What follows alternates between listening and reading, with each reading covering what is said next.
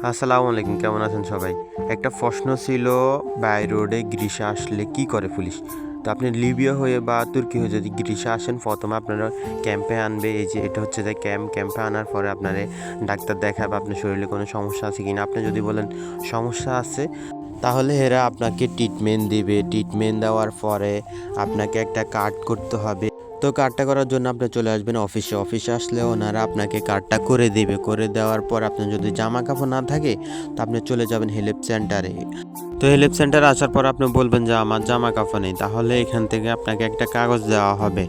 আর সাথে বলে দিবে যে আপনি এত নাম্বার রুমে যান, তাহলে আপনি ওইখানে চলে যাবেন। যাওয়ার পরে আপনি আপনার সাইজ মতো জামা কাপড় নেবেন। তো জামা কাপড় নেওয়ার পরে আপনি অফিস থেকে আপনার রুমের চাবিটা নেবেন। তো রুমের চাবিটা নেওয়ার পরে রুম টুম গোছায় খাওয়া দাওয়া করবেন। খাওয়া দাওয়া করার পরে রেস্ট নেবেন। রেস্ট নেওয়ার পরে যদি আপনার খেলাধুলা করতে মন চায়, তাহলে ক্যাম্পের ভিতরে খেলাধুলার মাঠ আছে, এরপরে পার্ক আছে। আপনি চাইলে পার্কে বসে সময় কাটাতে পারেন, খেলাধুলা করে সময় কাটাতে পারেন।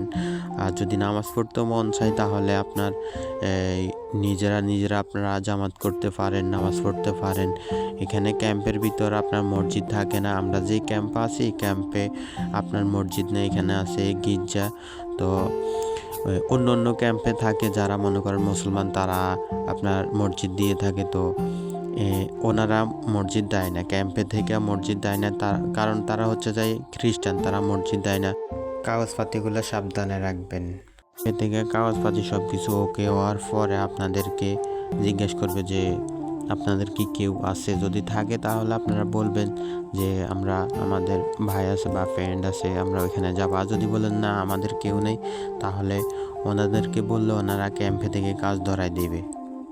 তো এটা হচ্ছে যে আমার রুম হচ্ছে যে 152, আর আমরা এই রুমে থাকি 8 জন। 8 জনের মধ্যে রুম হচ্ছে যে 2টা। তো রুমের ভিতরে ওয়াশরুম আছে, ফ্রিজ আছে, এরপরে রান্না করার রুম আছে, কিন্তু গ্যাস নেই। এই জন্য আমাদের একটু কষ্ট হয়, আমরা রান্না করে খেতে পারি না। আর এই পাশে হচ্ছে যে আমাদের রুম, এখানে আমরা 4 জন থাকি।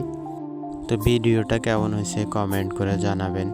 আর এই ভিডিওটা বানানো হচ্ছে একজনের রিকোয়েস্টের উপরে। আর আমার যদি ভুল থাকে, সবাই ক্ষমার দৃষ্টিতে দেখবেন। ধন্যবাদ সবাইকে।